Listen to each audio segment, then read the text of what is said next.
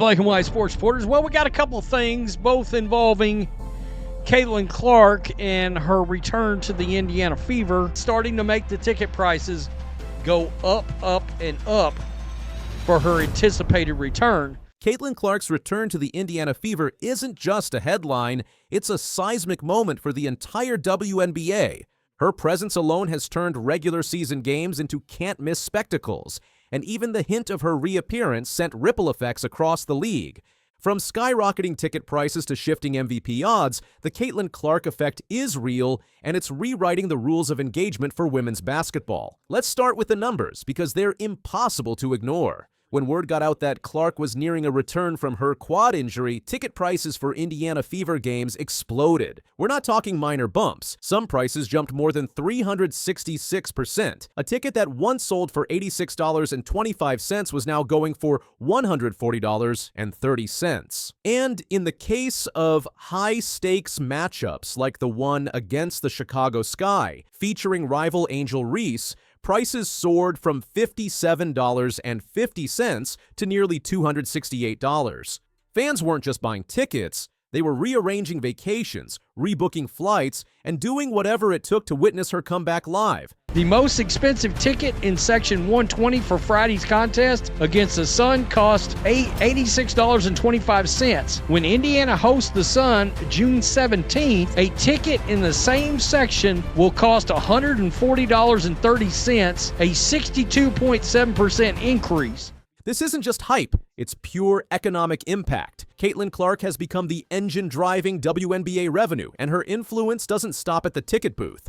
Jersey sales, social media engagement, and national TV viewership have all surged during her rookie season. Even preseason games became must-watch events, like when a matchup against Brazil's national team drew over 1.2 million views. That's the kind of attention leagues dream about. But while Clark's return has fans electrified, it also comes with weighty expectations. The MVP race, already fierce, is now an all-out war. Napheesa Collier may be leading in stats, averaging 26.3 points and 8.3 rebounds on 51% shooting. Napheesa Collier is on a 7-0 Minnesota Lynx team and is averaging 26.3 points and 8.3 rebounds per game, and she's doing it on 51% from the field and 45% from three. But Clark's impact goes beyond numbers. She's averaging 19 points and leading the league with 9.3 assists per game, all while drawing double teams and heavy defensive focus every night. Even during her absence, her name never dropped from the MVP conversation. That's how you know you're different. WNBA rumors suggest Caitlin Clark will be among the first stars making $1 million annually, the most notable of which is, y'all already know who, the needle mover, Caitlin Clark. So in 2024, she averaged 16.5 points per game, 4 assists, 5.5 rebounds. She shot 37% from the field and 31.8% from three. Now, if you look at her preseason in 2025, she only played 2 games. When Caitlin Clark was sidelined, the Fever didn't just lose a scorer, they lost their identity. The team looked flat, disorganized, and uninspired. Suddenly, it was clear just how much Clark orchestrates every element of their game. She energizes the offense, commands the tempo, and lifts her teammates' play. Without her, Indiana became just another team. With her, they're a movement. Even the league couldn't ignore the gap. Commentators, analysts, and MVP voters, many of whom tend to overlook rookies, started openly admitting her value. One reporter even stated that Clark's absence exposed the Fever. And that wasn't said in critique, it was said in awe. Because in today's WNBA, no player carries as much influence as Caitlin Clark. Her return not only reignites Indiana's playoff hopes, but redefines the MVP debate. It's no longer just about stats, it's about narrative, presence, and impact. A'ja Wilson, the reigning MVP, is still putting up solid numbers with 23 points and 10.5 rebounds per game. A'ja Wilson is not really good is wrong. The Las Vegas Aces are 4-2 on the season. She is averaging 23, 10.5 rebounds, 4.2 assists, and a lot of steals on 47% from the field and 26% from three. But fans and analysts alike are starting to notice inconsistencies, especially against weaker teams. The difference? Clark's every game, even the preseason, becomes a headline. Let's talk cultural influence. Clark is not just a baller, she's a brand, a symbol, and a role model. She's filling arenas, trending on social media, and sparking viral moments. She's the first rookie in league history to turn every game into a national event. Families show up, celebrities take courtside seats, local economies get a boost. That's the Caitlin Clark effect. And then there's the merch. Fever jerseys, Iowa throwbacks, and number 22 shirts are flying off shelves. Everywhere you look, fans are repping her name. Whether it's little girls idolizing her skill or grown fans admiring her poise, Caitlin Clark has become a cultural force, one that bridges generations and genders, one that brings people together through sport. It is undeniable that Caitlin Clark is the engine. Caitlin Clark effect, there has been so much of an influx in attendance, in jersey sales, and viewership, all the things. That's about star power, narrative, and likability. Caitlin Clark comes into the WNBA. Goes through college. She has panache. She has style. She's my role model. I really look up to her. Why do you like Caitlin? And she's so good at basketball. She hasn't done it with arrogance or entitlement. Despite being targeted on the court, criticized in the media, and overlooked for Team USA, Clark has remained composed. She hasn't clapped back. She hasn't whined. She just shows up, plays her game, and lets the results speak. That kind of resilience, especially in a rookie, is rare. And now she's back with something to prove. If the Fever go on a run with her in the lineup, there won't be a single valid argument against her MVP case. She's already drawn comparisons to NBA legends for her court vision and shooting range. She's pulling defenders to half court, dropping dimes that break the internet, and making teammates better just by being on the floor. Shit out of it. Of course she was. Right, so she was shooting the shit out of it. She's the face of the league. Agreed. Just have nothing but great things to say about who she is as a person. Just so welcoming and so warm as an individual that she can have a conversation with anybody. She's cut from the same cloth as me in that regard. You know, us Midwesterners, we tend to just, accept everybody with open arms. She was so kind to my family and everyone in the suite when she came to KC. So huge fans of Caitlin Clark. Statistically, she's more than solid, but it's the intangibles, the leadership, the flair, the presence that make her irreplaceable. Her 2024 numbers include 16.5 points, 5.5 rebounds, and 4 assists per game. But in the 2025 preseason, she upped the ante, averaging 14.5 points, 6 assists, and 6 rebounds in just 21 minutes, while shooting 52.5% from the field and a scorching 50% from 3. That's not just good, that's elite. So in 2024, she averaged 16.5 points per game, 4 assists, 5.5 rebounds. She shot 37% from the field and 31.8% from 3. Now, if you look at her preseason in 2025, she only played 2 games in this preseason, and one was against that Brazilian national team. She played 21 minutes. She averaged 14.5 points, 6 assists, 6 rebounds. She shot 52.5% from the field and 50% from three-point range. The media can't get enough. ESPN tracks her MVP odds.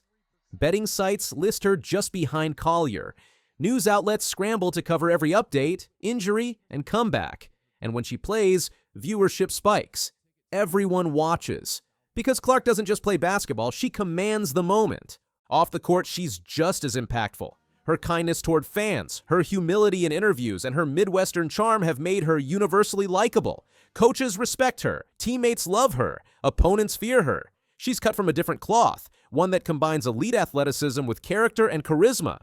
Caitlin Clark is a rising star in women's basketball. She's pulling in crazy viewership numbers. We're talking about a preseason game against the Brazil national team, drawing 1.2 million views. Caitlin Clark is the needle mover. She is the needle mover. She is the franchise player. And she was the MVP. She is the main draw. She wasn't the one who was full sprinting down the court. She's my role model. I really look up to her. Why do you like Caitlin? And she's so good at basketball. Because she's that awesome person, and she has like a lot of aura, so like.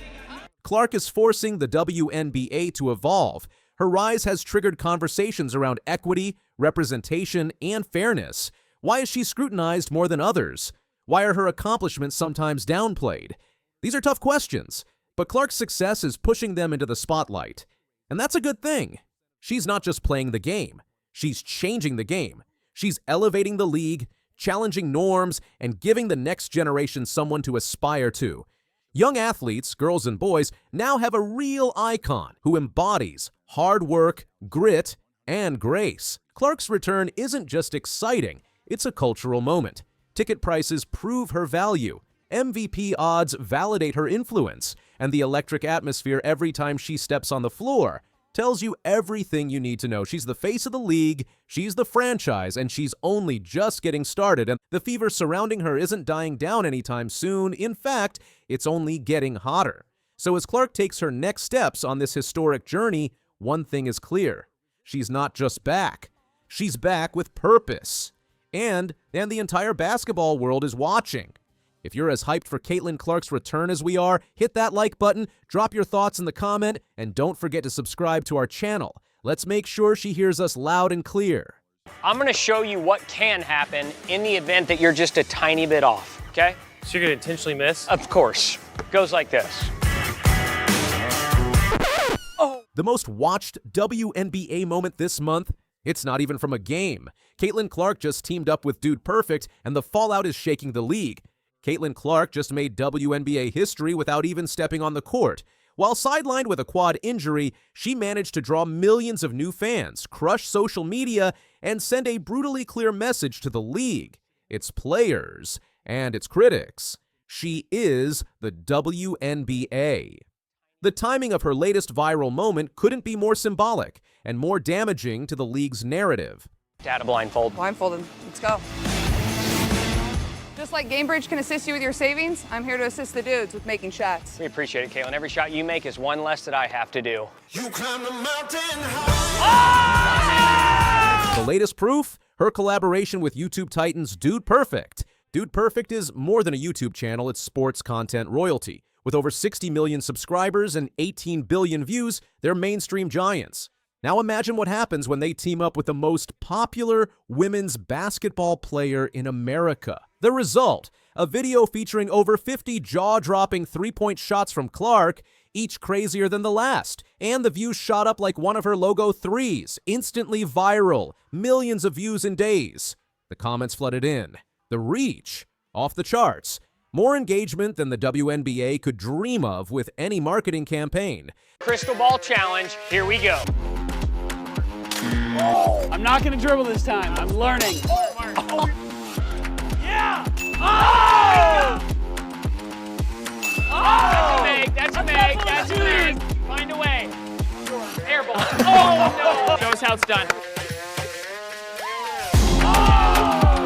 But here's the kicker. This viral moment dropped while Caitlin Clark was injured. And what happened next laid bare just how dependent the WNBA is on her. When news broke that Clark would be out for at least 2 weeks with a left quadriceps strain, you could feel the shift. Attendance for Fever games plummeted, secondary ticket prices down more than 300%. Games that were going for $80 a seat dropped to $25 or less overnight, and the fans weren't shy about it. As one parent told reporters, once we found out Caitlin wasn't playing, it didn't make sense to fly to Indianapolis. We're Caitlin fans before Fever fans.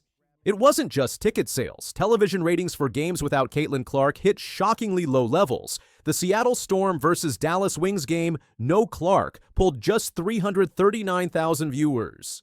By contrast, Clark's games were pulling as much as 3.3 million. That contrast is the story. Clark's debut drew an average of 2.7 million viewers, and her Fever versus Liberty matchup peaked at 3.3 million. The highest ever on CBS for the WNBA. Meanwhile, non-Clark games hover in the low hundreds of thousands. Attendance jumped 319% with her arrival, and she's even outselling NBA stars in jersey sales.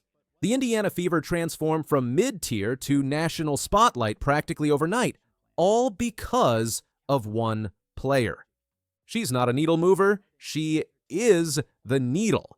Respected economist Ryan Brewer calculated Clark's impact for 2025 could top $1 billion.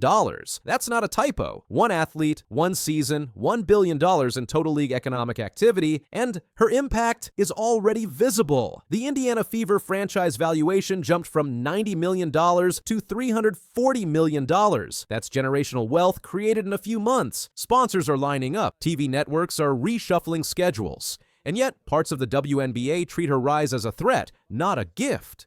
Clark's branding appeal extends beyond basketball. She's approachable, charismatic, and relatable. Her persona connects with audiences across age groups, whether it's a parent watching with their kids or teens discovering her on YouTube or TikTok. She pulls people in. That's rare, and it's something you can't manufacture. This isn't just hype. It's sustained, data-backed, culturally relevant star power. It's something leagues wait decades for. And somehow, it still feels like the WNBA doesn't fully know what to do with it. While Clark's bringing in new fans by the millions, not everyone is celebrating. Some players have publicly downplayed her popularity. Certain media voices have framed her supporters as bandwagoners. There's been a weird resistance, almost resentment, towards the fans she's bringing in. Caitlin Clark has indeed brought millions of new fans to the WNBA, with many crediting her for the league's surge in viewership and attendance. Instead of embracing the spotlight, the league sometimes seems more concerned with gatekeeping it. The result? Missed opportunity after missed opportunity. And when a league investigation hung a cloud over Clark and her fan base, despite no evidence, the damage was done. Instead of apology or clarity, silence. And fans noticed. In a friendly match against Brazil, the opposing national team treated Clark like a global superstar. Players mobbed her for photos. Coaches praised her publicly. The love was genuine, loud, and clear. It was a stunning contrast to the cold shoulder she's sometimes gotten from within her own league, and it raised a painful question. Why is the WNBA so hesitant to fully embrace its biggest star? This video is more than fun, it's a proof point. It shows how Caitlin Clark can engage millions of fans with no league help, no primetime slot, no team backing, just skill, personality, and a camera. Her fans will follow her anywhere, and they are. So while ESPN is airing WNBA games that look like professional cornhole events by comparison, Clark's content is racking up tens of millions of views and embedding her into sports pop culture. Clark and the Hawkeyes set 3 straight viewership records. Their loss to South Carolina in the national championship game drew 18.7 million viewers, and it peaked at about 24 million viewers. This is Steph Curry territory, this is Jordan-level attention. And the WNBA? It needs to catch up. Earlier this year, WNBA players opted out of the collective bargaining agreement, hoping to capitalize on rising attention. They were demanding more pay, more benefits, more everything. The leverage seemed obvious, until Caitlin got hurt. Now with just a few games of low ratings and empty seats, owners have ammunition. They can point to data and say, take away Caitlin and we're back to square one. That's not a negotiation, it's a reset. You can't push for massive pay raises when 95% of the attention is tied to one player. It's brutal, but it's business, and it's not just business, it's a wake-up call. The owners now know exactly where the power lies, and unless the rest of the league can step up and create comparable draw, that leverage gap only widens. One injury shouldn't tank your entire season, but in the WNBA, it does. That's a problem. Clark is doing everything she can to lift the WNBA viral content, high-energy performances, crossover appeal, but the league wasn't ready. Or worse, they were resistant. This is what makes the Dude Perfect video such a powerful moment. It's joyful, it's light, it's viral, and it happened outside the control of the WNBA. In a few weeks, it'll likely be the most viewed WNBA-related moment of the month, and it won't even involve a WNBA game. And if that doesn't scare the WNBA leadership, it should. The league faces a choice: embrace Caitlin Clark and everything she brings, or continue to gatekeep and fragment. One path leads to mainstream success, the other leads to resentment and missed opportunity. Because if Clark keeps growing outside the WNBA's walls, YouTube, brand deals, global events, fans might follow her, not the league. And when that happens, the league loses control of its future. The real tragedy would be if Clark eventually decides she doesn't need the league at all. If the support doesn't show up soon, from teammates, from leadership, from media, she has the brand power to thrive entirely outside of it. Caitlin Clark is showing what's possible. The question is, will the WNBA step up or stay stuck? Drop the comments, like and share the video if you're riding the wave with Clark. She's not just the face of women's basketball. She's rewriting the rules. Allowing defenders to get physical with her without calling fouls, to bully her instead of accepting and embracing her league-changing, league-lifting impact. Caitlin Clark has just been thrust into the center of a new scandal that has left the basketball world stunned. And what Saturday's footage revealed about the referee's treatment of her has completely shattered the WNBA's image of fairness and integrity. What happened during the final seconds of Indiana's heartbreaking 90-88 loss to New York wasn't just bad officiating. It was deliberate sabotage caught on camera, and the evidence is so damning that it's impossible to explain away as human error or missed calls. The explosive moment came with 2.2 seconds remaining and everything on the line.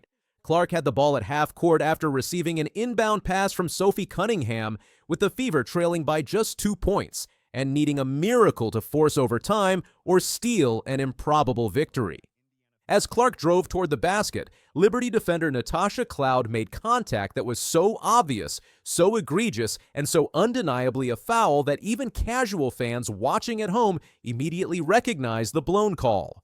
Cloud pushed her shoulder directly into Clark's body, disrupting her shot attempt and knocking the ball loose in a move that would have resulted in free throws in any fairly officiated game. The footage captures Clark's disbelief as she throws her arms up, yelling, "You gotta be kidding me!" then turns to the ref and asks, "Are you serious?" summing up what millions of fans were thinking. But this wasn't just one missed call. The post-game stats tell a bigger story. A -31 free throw gap, with Indiana shooting just 15 compared to New York's 46. For a team that constantly attacks the rim, that kind of disparity is almost unheard of. It points to something deeper than bad officiating. Coach Stephanie White's furious post-game comments may be the strongest public criticism of WNBA refs in league history.